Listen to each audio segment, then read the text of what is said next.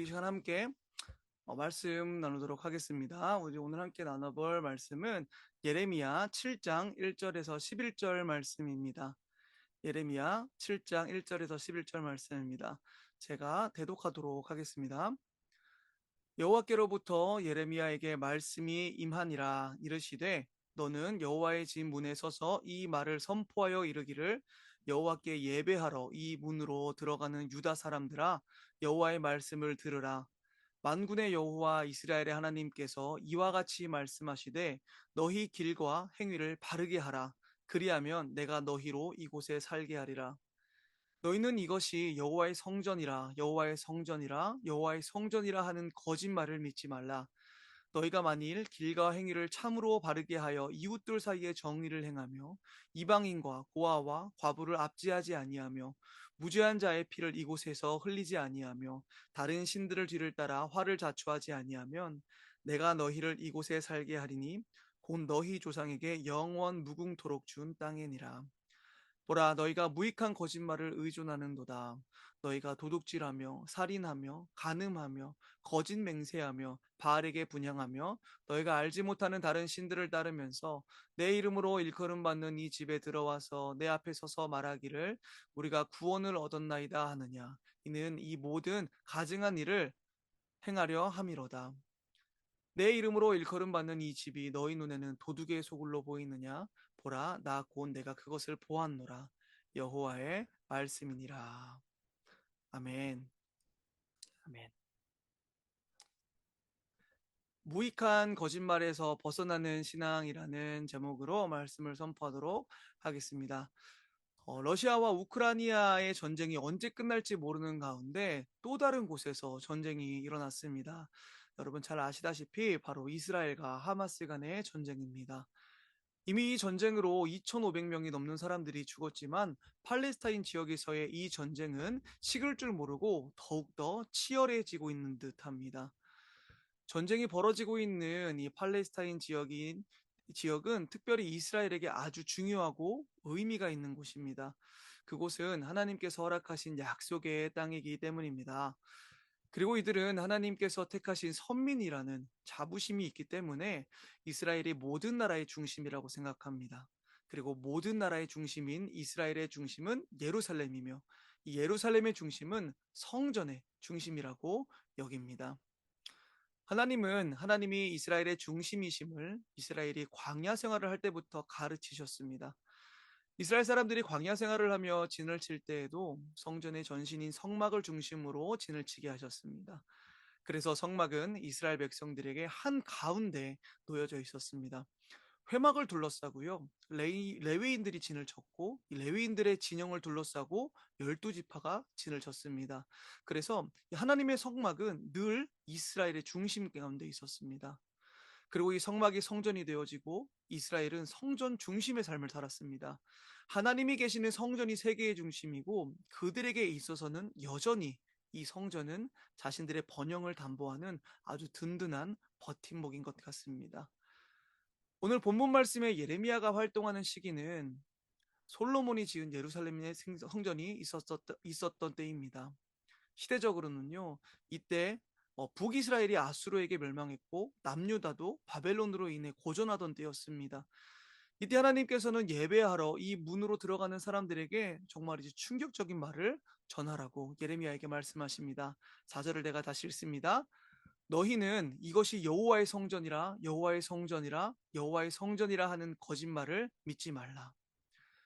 여러분, 지금 성전에 예배드리러 가는 사람들에게 이보다 더 충격적인 메시지가 있을까요? 성전을 중심으로 살아가는 이스라엘 백성들에게, 또 어려움의 한가운데 놓여져 있는 상황 가운데 있는 그들에게 하나님을 예배드리고자 왔던 성전이 성전이 아니라는 것입니다. 하나님께서 여호와의 성전이라는 말이 거짓말이라고 하신 이유가 무엇이었을까요? 그곳이 정말 예배가 드려지는 장소가 아니었기 때문이었을까요? 하나님께서 이 말씀을 하신 것은요, 그곳이 잘못된 장소였기 때문이 아닙니다. 그곳에서 제사가 없어져서가 아닙니다. 정말 문제는요, 성전에서 제사를 드리는 사람들이 성전을 성전되지 못하게 했기 때문입니다. 고린도전서 3장 16절에서 바울은 고린도 교회의 성도들을 향하여 너희가 하나님의 성전인 것과 하나님의 성령이 너희 안에 거하시는 것을 알지 못하느냐라고 말하며, 하나님의 성전이 단순히 일정한 장소에 국한되어지는 것이 아니고 하나님이 받으시는 예배가 단순히 어떤 행위에 있는 것이 아님을 말합니다. 여러분, 그렇다면 성도가 성전되기 위해서는 어떻게 해야 하는 것일까요? 오늘 본문 말씀 예레미야 7장에서 하나님은 남유다 백성들이 무익한 거짓말에 의존한다고 책망하십니다. 그리고 그 거짓말이 무엇인지를 알려주십니다. 8절에서 10절을 다시 읽습니다. 보라, 너희가 무익한 거짓말을 의존하는도다. 너희가 도둑질하며 살인하며 간음하며 거짓 맹세하며 바알에게 분향하며 너희가 알지 못하는 다른 신들을 따르면서 내 이름으로 일컬음 받는 이 집에 들어와서 내 앞에 서서 말하기를 우리가 구원을 얻었나이다 하느냐. 이는 이 모든 가증한 일을 행하려 함이로다. 여러분, 이들이 의존했던 무익한 거짓말이 무엇이었습니까? 자신들이 어떻게 사는 것과는 전혀 상관없이 성전에서 제사만 드리면 구원이 보장되는 것처럼 생각했던 것입니다. 그리고 하나님은 이것이 무익한 거짓말이라고 하시고 이것을 의존하지 말라고 말씀하고 계시는 것입니다. 8절에 쓰인 의존하다라는 말은 히브리어로 바타흐를 쓰는데, 이것은 믿다, 안심하다의 뜻을 가지고 있습니다. 여러분, 남유다 사람들이 예루살렘의 성전에 나와서 진정 얻고자 했던 것은 하나님의 임재가 아니었습니다. 그 행위 자체로 안심할 수 있다는 그 말을 믿는 것이었습니다. 그들이 그 어떠한 잘못된 일을 행했어도 성전에 와서 제사만 드리면 구원받는데 아무 문제가 될 것이 없다는 그 말을 믿는 것이었습니다. 그런 말을 들으면 안심이 되겠지요. 그 말에 전적으로 의존하고 싶게 되겠지요. 하지만 여러분, 이러한 신앙의 결과는요, 율법주의로 빠지는 것밖에 없습니다. 하나님은 분명 이스라엘 백성들에게 수많은 제사의 방법들을 말씀해 주시면서 그들의 죄를 깨끗게 하실 많은 제사들을 알려주셨습니다. 그리고 하나님의 마음을 알지 못하고 제사를 통해서 깨끗하게 하면 된다는 생각으로 짓는 모든 죄들, 그리고 그로 인한 제사들을 하나님께서는 무익한 거짓말이라고 말씀하고 계시는 것입니다. 분명 이들은 하나님의 성전에 오기 전에 도둑질하고 살인하고 간음하고 거짓 맹세했습니다. 분명 이것은 십계명에서 사람들과의 관계 속에서 하지 말라는 일을 범한 것입니다. 그리고 하나님에 대해서는 바알에게 분향하고 우상을 따르는 죄를 지었습니다. 그들은요, 하나님께서 싫어하는 모든 가증한 것들을 다 하고서는 성전에 온 것입니다. 이러한 죄들은 그 죄를 회개하며 속죄의 제사를 드림으로써 해결함 받을 수 있습니다. 그런데 하나님께서는요, 제사를 드리는 이들의 의도를요, 모두 다 알고 계시는 것입니다. 그리고 이들의 예배를 향하여서 가증한 일이라고 분명하게 말씀하고 계시는 것입니다. 여러분, 어느 유치원에서 하도 많은 아이들이 지각을 하게 되어서 수업에 지장이 생기는 지경에 이르렀다고 합니다. 그래서 그 유치원에서는 특단의 조치로 아이들을 늦게 보내시는 학부모님들에게 벌금을 부여하기로 했다고 합니다. 그 결과가 어떠하였을까요? 이 유치원의 지각률이 줄어들었을까요? 오히려 지각률이 크게 늘었다고 합니다. 오히려 더 놀라운 사실은요, 아이를 늦게 등원시키는 부모님들의 태도가 이제는 더욱더 당당해졌다는 것입니다. 아이를 늦게 등원하면서 내가 벌금 내면 되잖아요. 이런 식으로 그들의 태도가 당당해졌다는 것입니다. 뭔가 잘못되어도 한참 잘못된 것이지요. 남유다 백성들은요, 죄의 용서함을 받고 변화된 삶을 살아가려고 하는 것이 결코 아니었습니다. 이들은 성전에서의 제사는 제사대로 드리고 성전을 나가서는 자기 마음대로 죄 짓는 삶을 살아가고자 하였던 것입니다. 그들의 예배는요, 세상에서 하나님 없이 마음껏 죄를 짓고 그 죄를 깨끗하게 하는 단순한 작업에 불과했던 것입니다. 이러한 일은 중세 시대에도 있었습니다.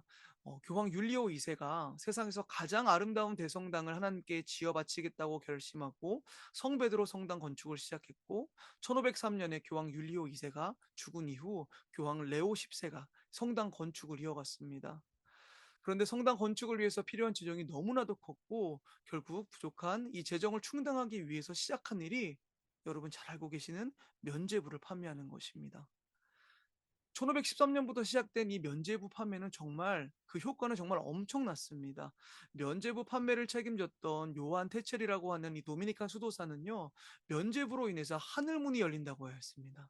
면죄부가요, 모든 죄에 대해 완전한 면책을 보정해 준다고 선전했었고, 과거에 지은 죄뿐만이 아니라 앞으로 지을 죄까지도 용서함을 받는다고 했습니다. 심지어는 적당한 돈을 조금 더 지불할 경우에는 지옥에 가 있는 이미 죽은 가족의 영혼까지도 천국으로 당장 옮겨가진다고 했습니다. 여러분, 이 말을 듣고 면죄부를 사지 않을 사람이 누가 있었을까요? 자신이 어떻게 살았던지 상관없이 면죄부만 있으면 구원에 이를 수 있다고 하니 어떤 사람은 어쩌면 죄를 짓기를 계획하면서 면죄부를 사는 사람도 있었을 것입니다. 그 말이 사실이든지 아닌지 상관없이 면죄부를 사면 내가 구원을 받을 수 있다는 이 말을 의존하고 싶었을 것입니다. 그런데 여러분, 오늘날 우리의 예배가 이러한 면죄부와 같지는 않습니까? 저는 어려서부터 모태신앙으로 태어나서 성인이 될 때까지 제 기억으로는 단 한 주도 교회에 결석해 본 적이 없는 것 같아요.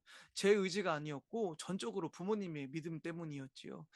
그러다 어떠한 계기가 되어서 처음 교회를 가지 않았던 주일 아침을 아직도 저는 생생하게 기억합니다.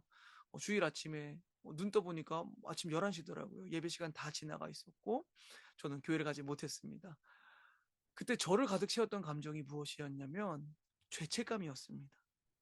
한 주간 하나님 없는 것과도 같이 살다가 그래도 일주일에 한번 교회에 가서 1시간 반 정도 되는 시간 예배당에 앉아만 있어도 그냥 설교를 듣기만 해도 하나님께서 그래도 다 봐주실 것만 같은 기분이 그런 생각이 있었던 것 같아요. 그런데 그마저도 하지 않았으니 제 마음에 죄책감이 밀려왔던 것이겠지요. 평생 교회를 다니면서 하나님의 임재를 기대하는 사모함도 없고 하나님에 향한 사랑도 없이 교회 다녔더니요. 어느 순간 예배가 제 삶의 면죄부같이 되어 있더라는 것입니다.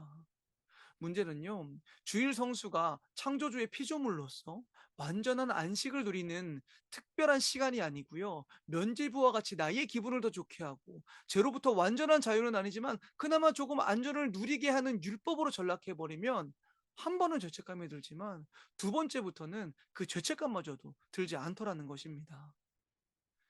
여러분, 하나님은 우리의 심령을 감찰하시는 분입니다. 진정한 회개는요, 죄를 미워하는 것입니다. 그리고 우리가 죄를 미워할 수 있는 유일한 방법은 참된 빛으로 이 땅에 오신 예수님의 아름다우심을 바라보는 것입니다. 그때야 비로소 신앙생활이 그저 구원을 받기 위한 수단을 뛰어넘는 하나님과의 인격적인 교제, 하나님과의 동행을 누려지는 그런 삶이 되어지는 것입니다. 하나님께서는요, 신앙생활을 구원받기 위한 수단 정도로 생각하는 일을 하여서 뭐라고 말씀하시냐면 11절을 대독하겠습니다. 내 이름으로 일컬음 받는 이 집이 너희 눈에도 도둑의 소굴로 보이느냐? 보라, 나 곧 내가 그것을 보았노라. 여호와의 말씀이니라. 하나님께서는 신앙생활을 구원을 받기 위한 수단 정도로 생각하는 이들을 향하여 도둑이라고 말씀하십니다. 그런 자들이 모여 있는 성전을 도둑의 소굴이라고 말씀하십니다.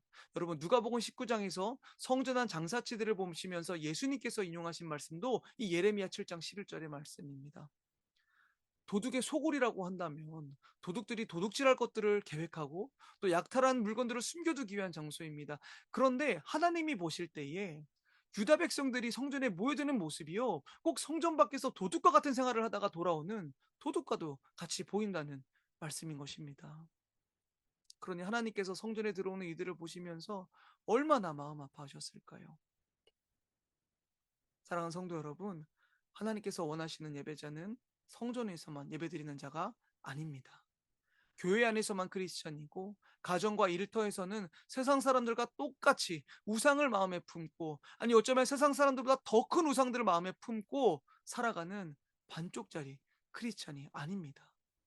하나님은 우리의 모든 삶의 영역에서 하나님을 향한 예배가 드려지는 영과 진리로 예배하는 예배자를 찾고 계시는 것입니다.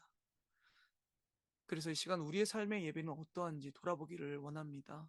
우리의 예배가 정말 하나님이 원하시는 예배가 아니고 우리의 면죄부와 같은 무익한 거짓말이라면 우리는 이것에서 벗어나야만 합니다. 무익한 거짓말에 의존하는 신앙의 끝은요, 거품과도 같기 때문입니다. 오늘 본문 속 남유다는 그들이 지은 죄로 인해서 멸망할 위기에 이르렀습니다. 그럼에도 그들은 예루살렘의 성전에 있고 꾸준하게 제사도 드리고 있으니 결코 멸망을 당하지 않을 것이라고 자신했습니다. 뿐만 아니라 당시 거짓 선지자들은요, 죄 가운데 있는 남유다임에도 불구하고 그들에게 평강을 선포했습니다.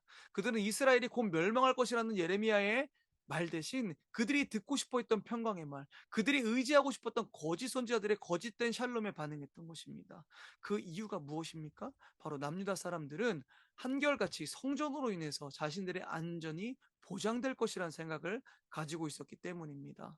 그들의 거짓된 예배가 그들에게 안전이 보장될 것이라는 그런 잘못된 생각을 가지고 있었기 때문입니다.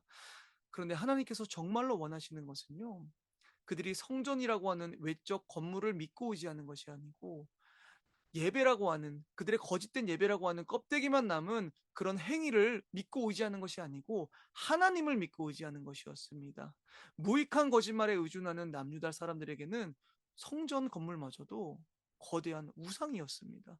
그래서 성전까지도 우상화시켜 놓은 그들을 향해서 하나님께서는 12절에 이렇게 말씀하십니다.